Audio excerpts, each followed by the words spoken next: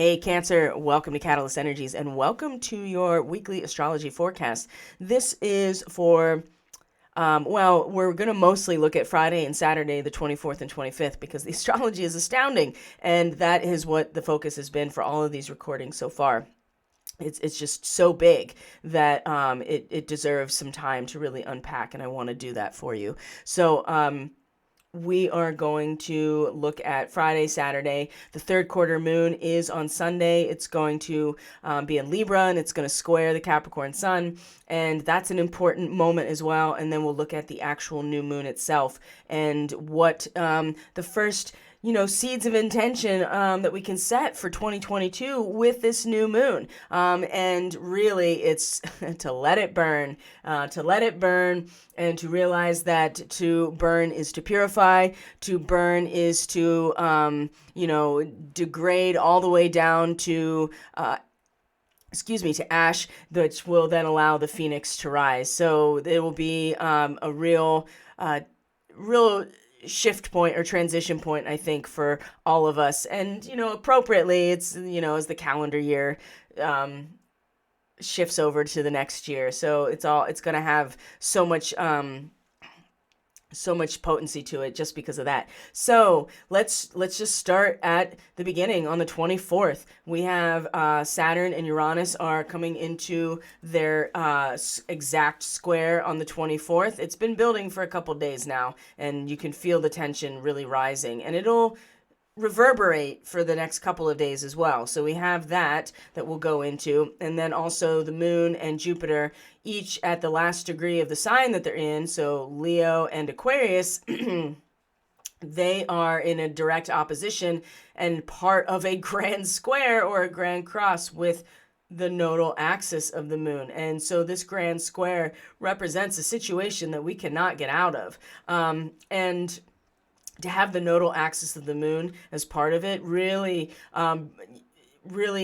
brings in the karmic and soul aspect of the form and the structure that we cannot get out of. It is almost woven into our karmic destination and our souls, our collective soul's journey right now. So anybody born right now with a Cancer ascendant, who knows what they're gonna have some interesting astrology in their birth chart. So these are two aspects that are on the 24th. They're both squares. The opposition is part of the grand square. So there's a situation here that nobody's getting out of. We just got to go through it, right? We just got to go through it, be flexible and malleable, and be willing to adapt, because there's we have to find our infinite self within this structural framework of this grand square. And a big part of it is the opposition with a moon in Leo, in your second house, Cancer, that there is something in the physical material world, in your assets and your currency, and possibly in your genetic lineage or your tradition, that you're becoming very sensitive to, that needs to be released. There's been a cap on it, and it really wants to, it can't be closed or contained anymore. It's like an unsealed letter. It's never been, these resources have never meant to be kind of hoarded by the Cancer person. And there's a deep sensitivity to the need to release these resources back into, to not keep them for oneself. That's very interesting, especially because Jupiter is finishing its transit of the 8th house, which is another resource house. It's about the shared resources of any kind of relationship, really. So in terms of like business profits or investment returns, but it also has a lot to do with the power dynamics in relationships, the depth of feeling and the outcome of sharing and cooperation in relationships. Betrayal and intimacy and trust are all wrapped up in the 8th house, and it has a lot to do with the dark night of the soul and the shadow realm, because that is truly where the power dynamics are initially manifested or called in is in the space between our binding in the seventh house. And so Jupiter has been in this area now in Aquarius for you, Cancer, very much keeping us all in line, whether we like it or not, and has been pretty relentless, actually, in keeping us on our singular focus of awakening or ascension or evolution, however you want to look at it. And in terms, and specifically managing this space of the underworld or the inner realm or the subconscious. And certainly when it comes to resources, the resources that we share, Jupiter in this house has been, as long as you or I or whoever have been in accordance with the collective paradigm that Zeus or Jupiter represents, and specifically that is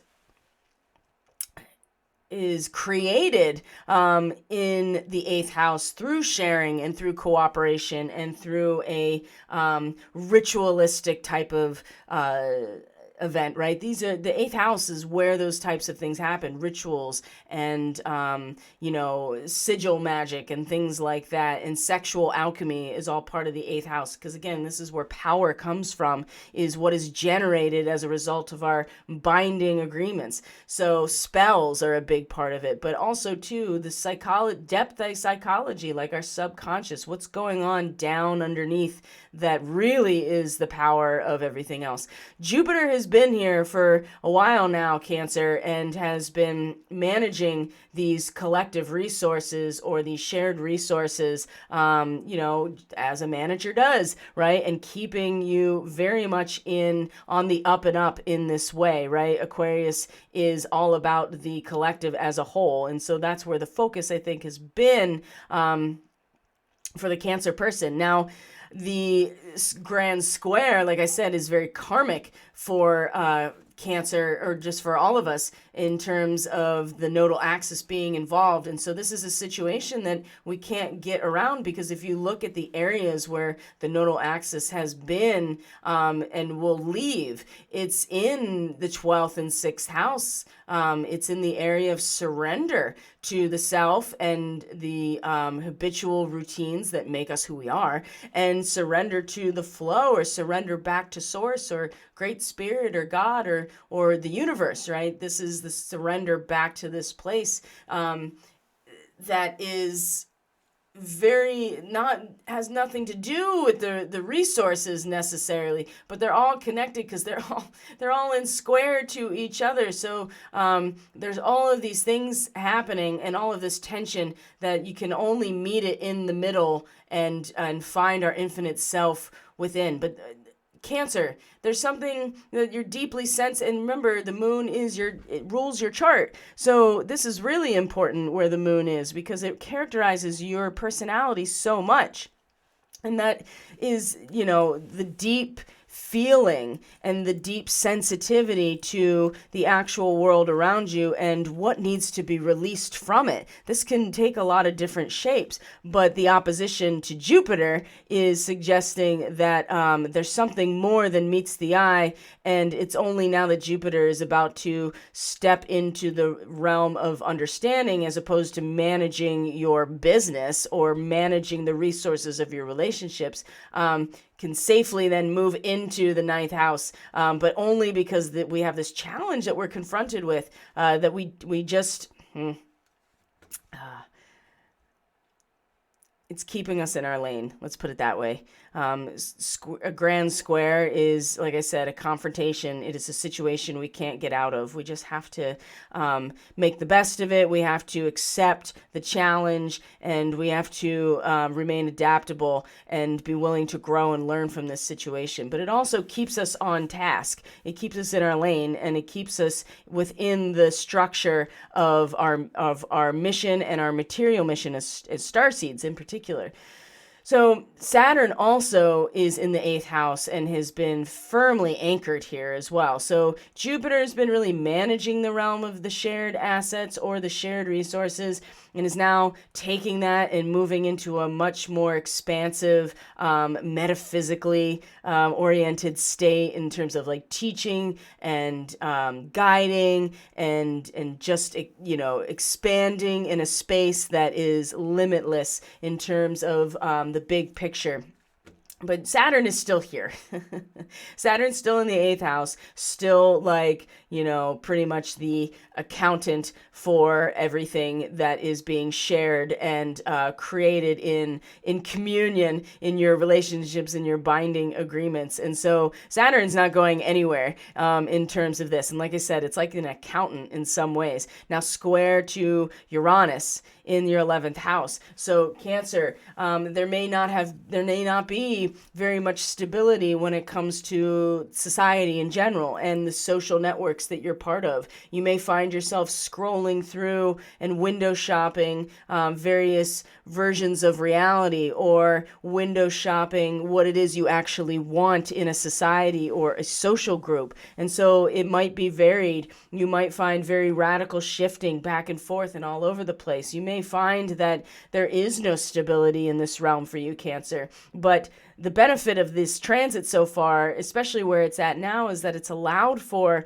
an ability to really access the true fertility of the material world and nature and the soil, the living soil, and our assets, right? What is valuable? When it's always changing, you really start to wake up to the actual value, and that's not going to that's being expedited by Uranus so much, and so it's, when it comes to Cancer, it's in the house of the society in general and the social networks you're part of. So it may not have been very stable, but in fact there's a reason that is to your advantage, because it's allowing you to really shop around for what you really do, what kind of society you do want to be part of, right? The thing is that the square to Saturn is going to be, these are two titans that when they meet each other, it's never good,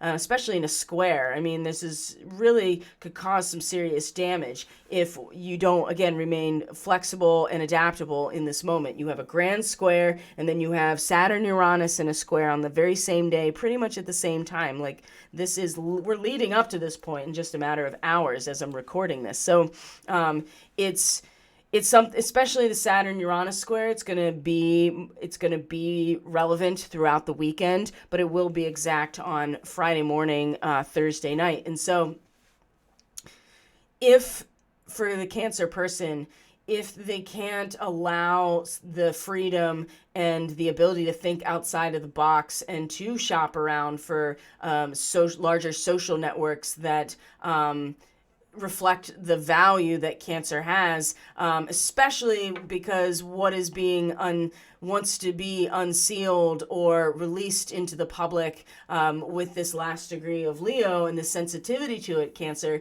is coming right from the world around you. It wants to be released. I think this is going to have a big impact on influencing ultimately where you want to be and what type of social organization you want to be part of. So, but Saturn is still here and is not going anywhere. Like I said, this is an accountant when it comes to the actual back and forth shared experience, right? The ledger, and really can really drag people down in the eighth house. I think can be very dense and very serious and too goal oriented to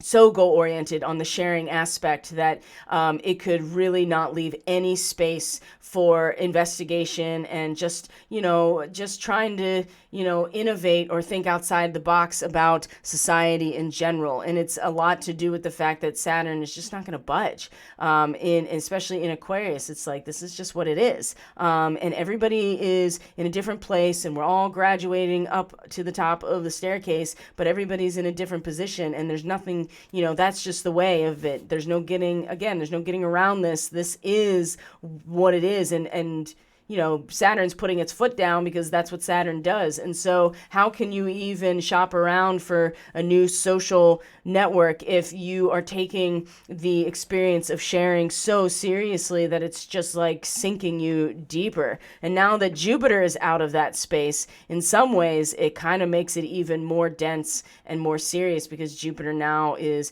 expanding in the realm of the higher mind and not in the actual resource aspect. So on the 25th, we find that Venus and Pluto will meet again. This time Venus is retrograde. This is your 7th house of your binding agreements and relationships.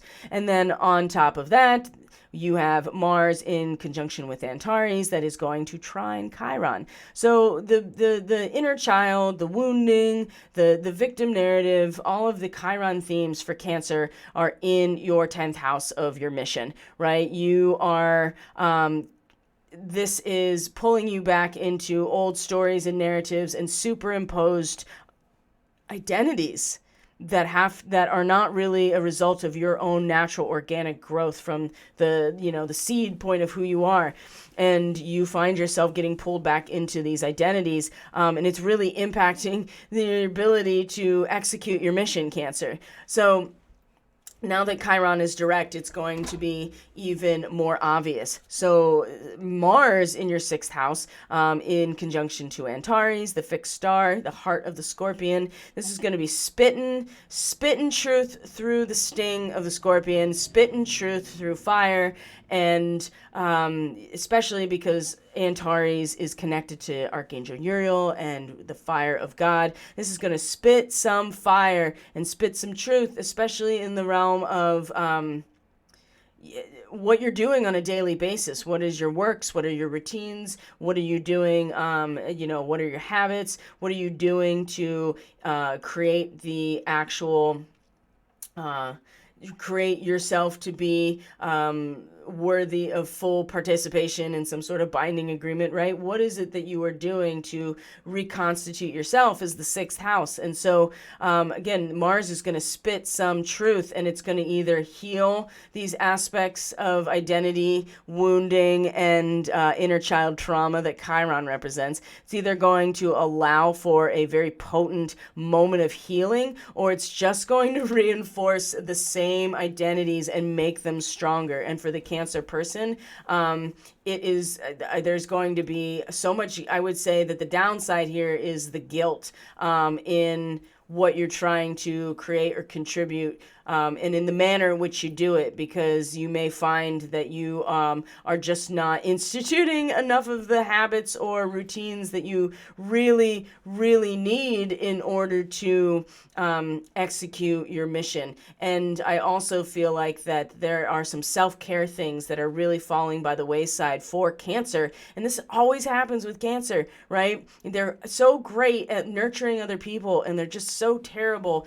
at taking care of themselves. So there has to be so much incredible amount of meaning for that to even happen for a Cancer person with Sag in the 6th house. But damn, Mars is going to spit truth. It's going to spit truth, spit right into your eye, and you're either going to heal from this or have a profound healing experience of these wounds and these trauma. Or this trauma, or the Cancer person is just going to be triggered and go deeper into denial about all of this and play the role of the wounded healer even more. And as a Cancer person, this is how you burn out in your career, because you are bypassing your own healing process by being a wounded healer, right? And this is the way that you contribute. So Cancers, this is incredibly this is an incredibly important transit for you, just because if you don't get this really figured out, I feel that you as a Cancer person, like, you will continue to act out of the wound as opposed to an authentic individual self in terms of your career or your mission. And if you're acting out of a wound, all you're doing is perpetuating it. So something in the realm of healing and self-care and the sixth house of habits and routines, there's going to be some truth spit about this that is going to allow for you to let go some of these identities here in terms of your mission, right? And what you are truly here to contribute building. So let's see here. That's just the weekend. Damn, Cancer. So if we go forward just a couple days, we'll see that the moon also, and Venus, and I didn't even talk about that, Venus and Pluto coming into a conjunction on the 25th, right here in your seventh house. So this has already been happening, Cancer, because they came together once already, and now she's retrograde. So in terms of who you are in your relationships, this has been the area of the biggest transformation, is who you are in your relationships, because you tend to be the boss in your relationships, because you are the vessel that holds and protects everybody just in who you are. So when you're in relationship, then you step into this much more provider role and the boss, right? You just turn into the boss. And so there's been a lot of overhaul in this particular aspect of your identity. But with Venus and Pluto, again, coming together, Venus is retrograde, there's an offering that she's making. She's a lot, we're a lot more aware and sensitive in our bodies and in our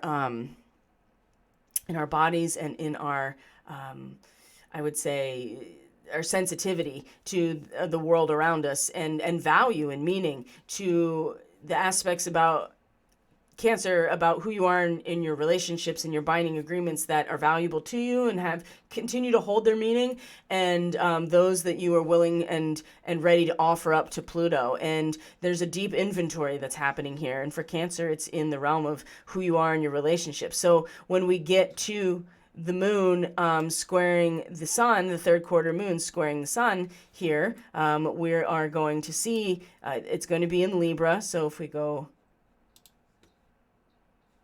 a couple hours here, hold on.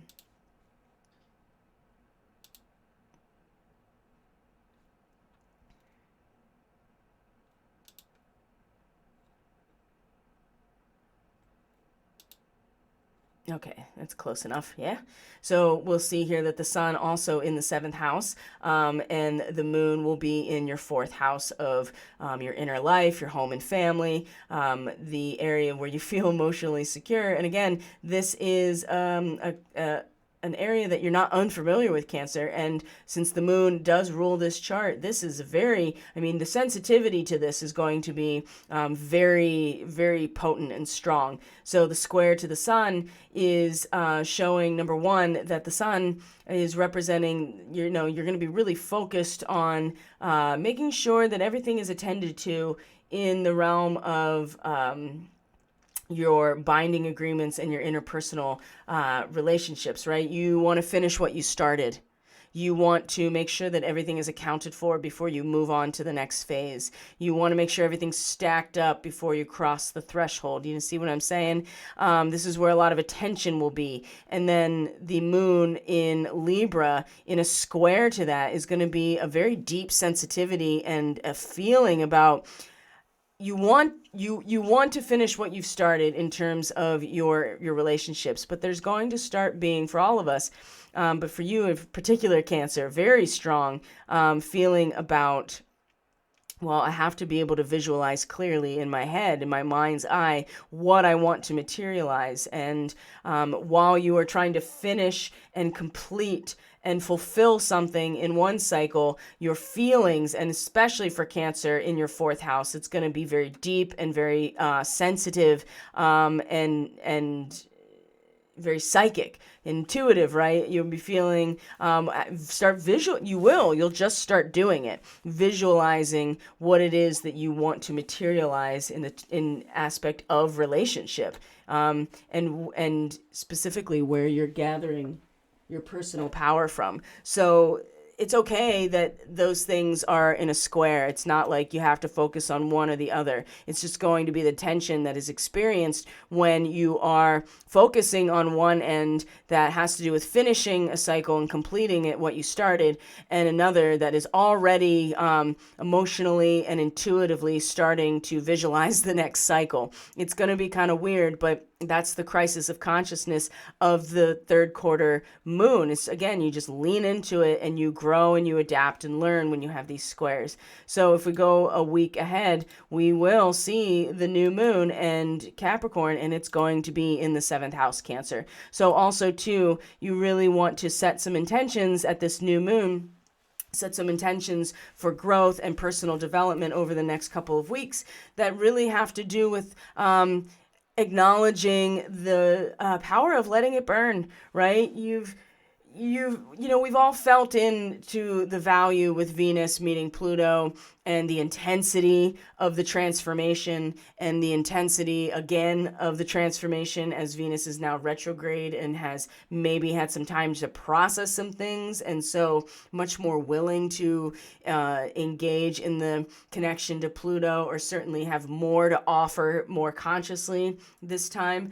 But ultimately, it's about letting it burn. It's about acknowledging and honoring fire as a symbol of our transcendence, right? Because it does represent the seamless transition from death or consumption of resources to creation or rebirth, which is the fire itself. So letting it burn and setting intentions to grow along those lines in your relationships, right? Letting aspects about who you are burn away and be purified so that you can rise anew as the phoenix later in the year in 2022. But it does start here with addressing some of these very difficult issues. So Cancer, I think that is plenty of information to work with for today. So I'm going to stop it there. So if you want to get more of the general feel for the astrology for the week, you can check out the Catalyst Astrology Report. It's going to be up on all of the platforms. I stream on Friday morning, so that'll be available then. And then that way you have an idea of how